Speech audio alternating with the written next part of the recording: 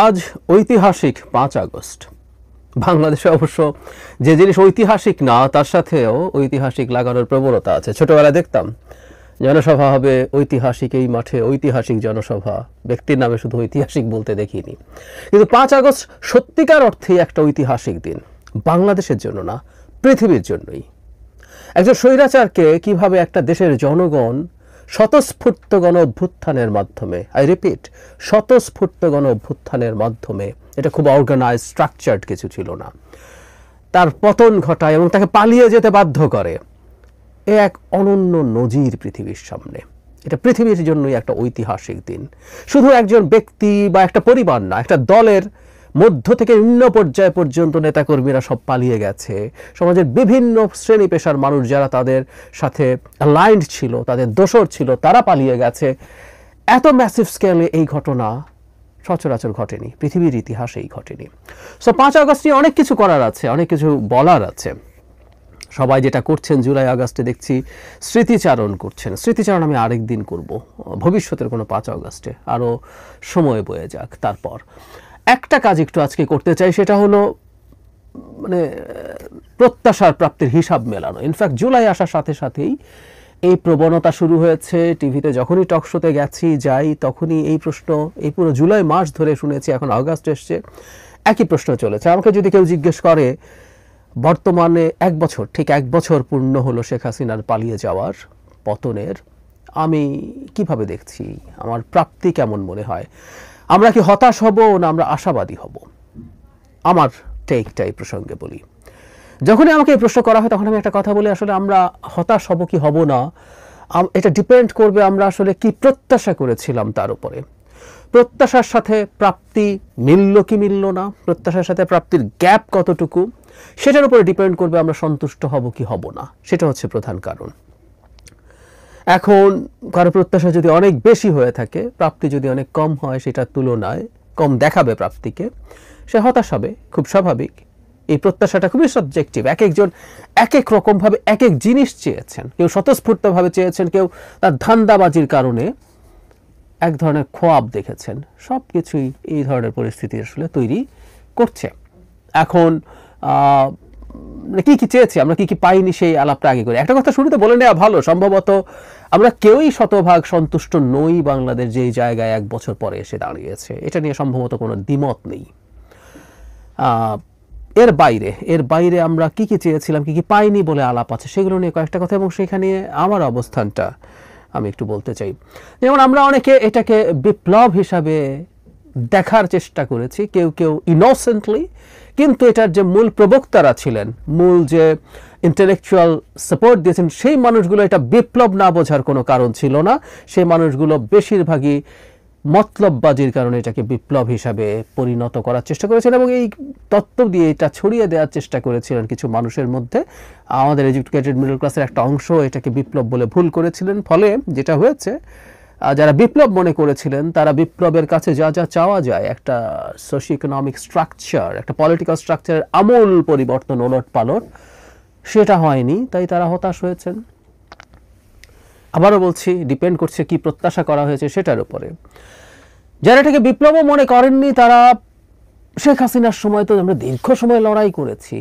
In fact এটা জুলাই আগস্টের issue ছিল না, বছরের পর বছর আমাদের লড়াইয়ের ইতিহাস আছে। রাজনৈতিক দলগুলো করেছে, সিভিল সোসাইটি করেছে, ব্যক্তিরাও সামাজিক মাধ্যমে তার যতটুকু সাধ্যে কুলিয়েছে ততটুকু করেছে।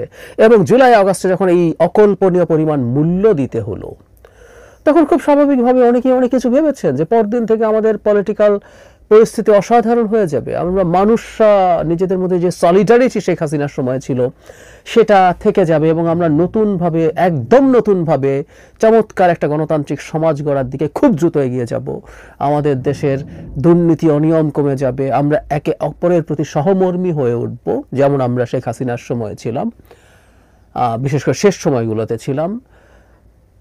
এনারাও হতাশ হয়েছেন, তারাও হতাশ হয়েছেন, কারণ তারা এইভাবে এক্সপেক্ট করেছেন, সেটার কারণেই হতাশ হয়েছেন, যদি এটা হওয়ার কোনো কারণ ছিল না। ডক্টর ইউনূস সরকারের উপরে অনেক বেশি প্রত্যাশা অনেকের ছিল, যেহেতু ডক্টর ইউনূসের মতো একজন দিকপাল, সারা পৃথিবীর মানদণ্ডেই এত বড় ব্যক্তিত্বের একজন মানুষ দায়িত্ব নিয়েছেন, অনেক বেশি প্রত্যাশা ছিল। তিনি অনেক কিছু করতে পারবেন। তার টিম সিলেকশন নিয়ে প্রশ্ন থাকলেও শেষ পর্যন্ত অ্যাজ আ টিম এটা ভালো হবে, কিন্তু আসলে অনেকের বিবেচনা এবং আমার বিবেচনায়ও এই টিম একদমই ভালো করেনি। মানে আমি মাথায় রেখে বলছি যে ডক্টর ইউনূসের জন্য পারফর্ম করা কঠিন ছিল। শেখ হাসিনার সময় আমাদের বছরের পর বছর আমাদের প্রত্যেকটা রাষ্ট্রীয় প্রতিষ্ঠানকে একেবারে ধ্বংস করে ফেলা হয়েছে, এটা নিয়ে আমি দ্বিমত করি না, কিন্তু সেই ধ্বংসযজ্ঞের মধ্যে দাঁড়িয়েও আরও ভালো করার সুযোগ ছিল। ডক্টর ইউনূসের সরকার সেটা পারেননি, একেবারেই পারেননি, এবং কি মানে তার ব্যর্থতার তালিকা অনেক বড়। এর মধ্যে ন্যূনতম আইন শৃঙ্খলা রক্ষা, যেটা একটা নিতান্ত রুটিন কাজ, একটা 3 মাসের তত্ত্বাবধায়কের জন্য একটা রুটিন কাজ, সেটাও তারা ঠিকঠাক মতো করতে পারেননি। এবং ডক্টর ইউনূসের জায়গা থেকে আমি দেখি না যে এটা ভালো করার চেষ্টা আছে। তিনি ক্যাবিনেট শাফল করছেন, নতুন নিচ্ছেন, চেঞ্জ করছেন, এই ঘটনাগুলো আসলে দেখি না। ফলে তার শাসন আমলটা নিয়ে আমাদের হতাশা আছে, আমরা বেটার জায়গায় থাকতে পারতাম, এটা ঠিক।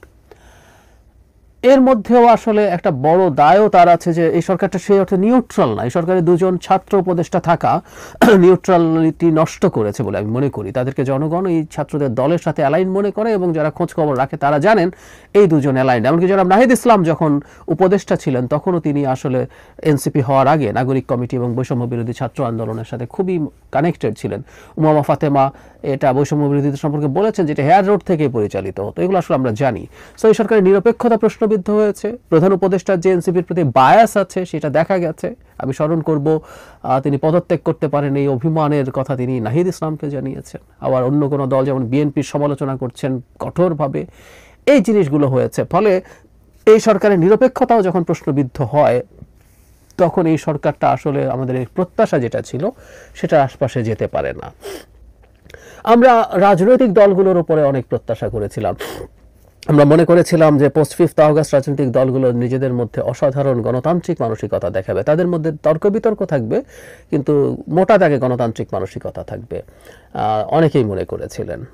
আমি ব্যক্তিগতভাবে আসলে সেটাও মনে করিনি, সেটাও এক্সপেক্ট করিনি, কিন্তু অনেকে মনে করেছিলেন। আবার অনেকে এমনও মনে করেছেন যে আমরা একেবারে সব কিছুতেই একমত হয়ে যাব, যেহেতু আমরা শেখ হাসিনার বিরুদ্ধে একমত ছিলাম। এটা হয় না আসলে। শেখ হাসিনার পতনের জন্য আমাদের যে চাওয়াটা ছিল, এর পরবর্তীতে প্রত্যেকটা দল তার নিজস্ব এজেন্ডা আছে, নিজস্ব পরিকল্পনা আছে, তাই তাদের মধ্যে মতপার্থক্য দ্বিমত এগুলো থাকতেই হবে, থাকারই কথা ছিল।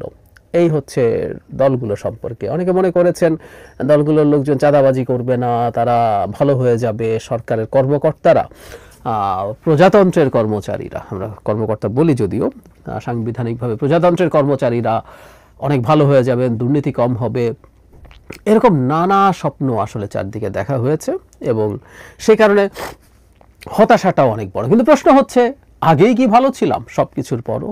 এই প্রশ্ন আবার কেউ কেউ করার চেষ্টা করেন, এবং এই প্রশ্ন যারা করার চেষ্টা করেন তাদের সম্পর্কে আমরা একটু সতর্ক থাকতে হবে।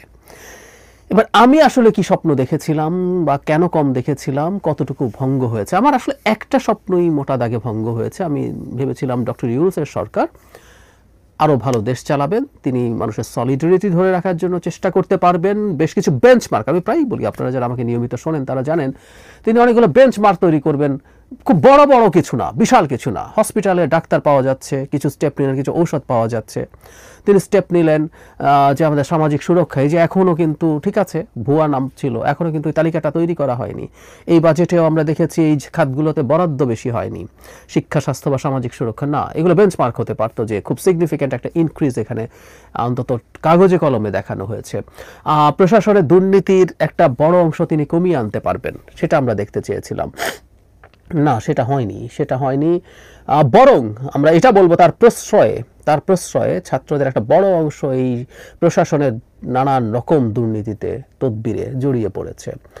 তো এইগুলোর জায়গায় হতাশা আছে। তিনি মানে দুর্নীতি বা সুশাসন নিশ্চিত করার জন্য যেখানে যেখানে চাঁদাবাজির অভিযোগ বিএনপির বিরুদ্ধে করা হয়, ট্রুলি বিএনপির গ্রাসরুটের অনেকেই এর সাথে জড়িত হয়ে গেছে, কিন্তু সরকার কতগুলো পদক্ষেপ নিয়ে বেঞ্চমার্ক সৃষ্টি করতে পারতো, আইন শৃঙ্খলা নিয়ে বেঞ্চমার্ক সৃষ্টি করতে পারতো, কিন্তু করেনি। এই একটা জায়গায় আমার হতাশা আছে। আমি আবারও বলছি, তিনিও বাংলাদেশকে অসাধারণ কিছু বানিয়ে ফেলবেন সেটা মনে করিনি, সেটা এক্সপেক্টও করিনি, কিন্তু ওটুকু হতে পারতো। এর বাইরে যা যা ছিল আসলে এগুলো হওয়ার কথা ছিল না। রাজনৈতিক দলগুলো দীর্ঘদিন একটা স্বৈরাচারী ব্যবস্থার মধ্যে যখন থাকে, তার মধ্যেও স্বৈরাচারী মানসিকতা বা প্রবণতা ঢুকে যায়। সে তখন গণতান্ত্রিক পরিবেশে কিভাবে ডায়ালগ করতে হয় সেটা না বোঝারই কথা। এই যে আমাকে যার বিরুদ্ধে এই কথা বলছে, আমি ইসলামী রাজনীতি অপছন্দ করি যখন এই কথা বলি, এটা আইডেন্টিটি পলিটিক্স বলে, এটা ইসলাম বলে না। অনেকে আমাকে ইসলামোফোব মনে করেন, খুবই রং কথা এটা।